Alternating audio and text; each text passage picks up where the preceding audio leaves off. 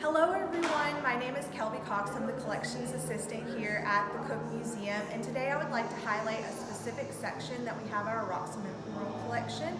Now, in our collection we have over 350 different types of rocks and minerals. Many of you may not know that these rocks and minerals, some actually glow. And when I say glow, when under a UV or ultraviolet light, that these minerals fluoresce. Now what's great about downstairs in our foundations exhibit, you can see these on display completely.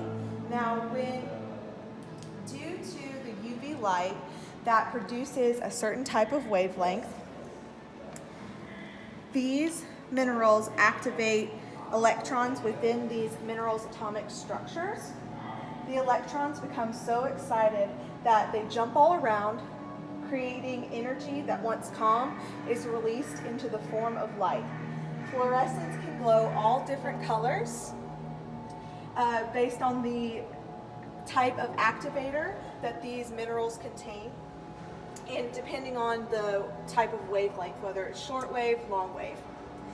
Now here you can see our fluorescent minerals downstairs on display in our foundations exhibit, and we hope you come and see these amazing artifacts because we love them, and we hope to see you soon.